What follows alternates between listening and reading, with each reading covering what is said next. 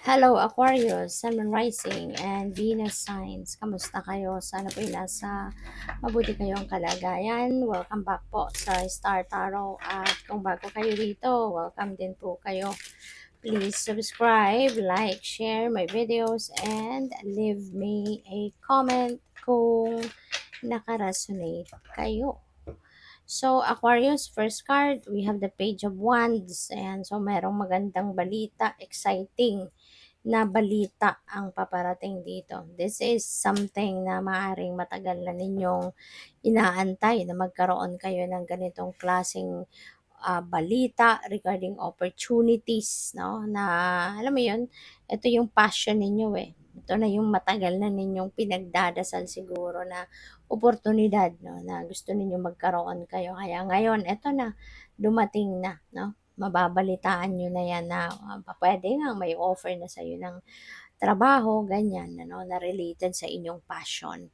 So, we have death energy. Napakaganda nito kasi marirealize na siguro ng iba sa inyo sa ngayon na it's about time na para baguhin ang takbo ng buhay ninyo. Diba? Kasi maganda rin kapag may pagbabago tayong iniisip, we are moving on, we are moving forward in our life, 'di ba? Kasi kapag may iniisip tayong pagbabago, ang nangyayari diyan, babaguhin natin ang takbo ng buhay natin for the better, 'di ba? Mas gusto natin na magiging ano tayo, mas gusto natin na magiging mas mabuti ang sitwasyon natin sa buhay. Kaya gano'n ang ganap. So dito, may mga maiisip kayo, makikita kayo sa buhay ninyo na it's no longer, it's not serving your highest good anymore. It's not serving your best interest anymore. Kaya puputulin mo ng connection mo dyan, tatanggalin mo na yan, ano, at aalisin mo na yan sa buhay mo. Kaya kapag may inalis din tayo sa buhay natin, we are making room for something new. So which is good. Ibig sabihin na meron tayong inaantay, no, na paparating na pagbabago. So we have Eight of Swords. Dati siguro ganito kayo. Okay?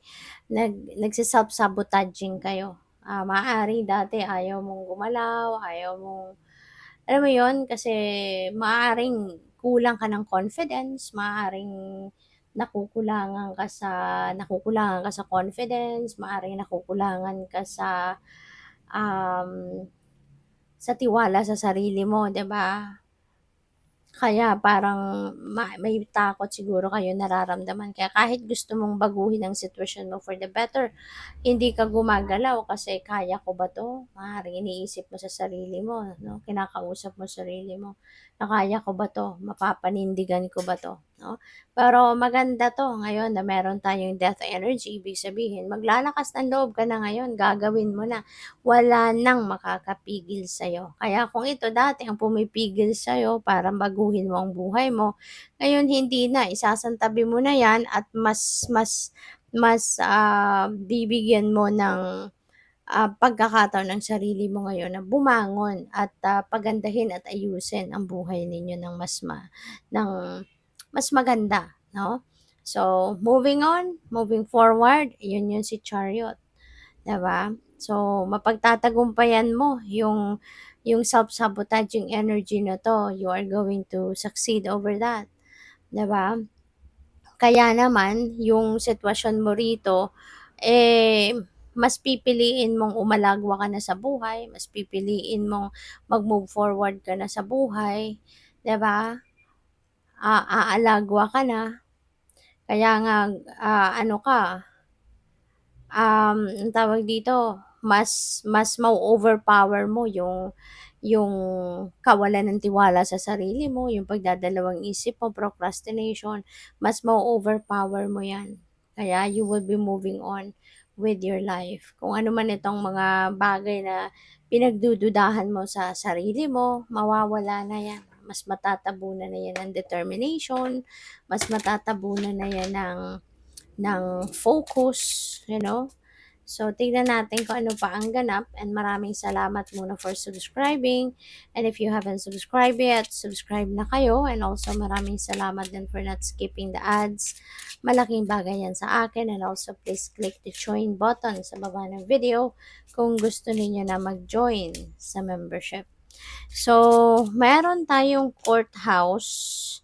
Baka ang iba sa inyo rito merong ipinaglalaban sa korte, 'di ba? Baka meron kayong final na case sa korte, puwedeng gano'n.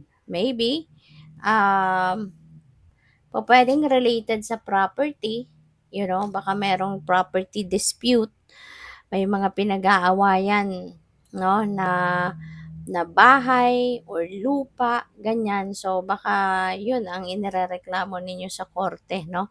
Dispute, no, sa property. O pwede rin na meron kayong will and testament na naasikaso, bayaran sa taxes, po pwedeng divorce, child custody, annulment, mga ganyan, depende kung nasaan lugar kayo. So, baka mga ganon, yung dinideal with ninyo sa korte. Pupwede rin, pupwede rin na meron kayong mga consultations. Not necessarily na may kaso kayo, may kinakasuhan kayo, but maybe there are consultations muna na ginagawa, no, ang iba sa inyo, sa judge, sa abogado, ganyan, no? So we have privileged lady. This is about prosperity and abundance. Pwede na sa ngayon magkakaroon na kayo ng kasaganaan sa pera. Maaaring magkakaroon kayo ng kunyari, no? Ano 'yan, divorce 'yan. So, pupuwedeng ang perang matatanggap ninyo is coming from, pupuwedeng merong alimony na ibibigay sa inyo, ganyan, ano.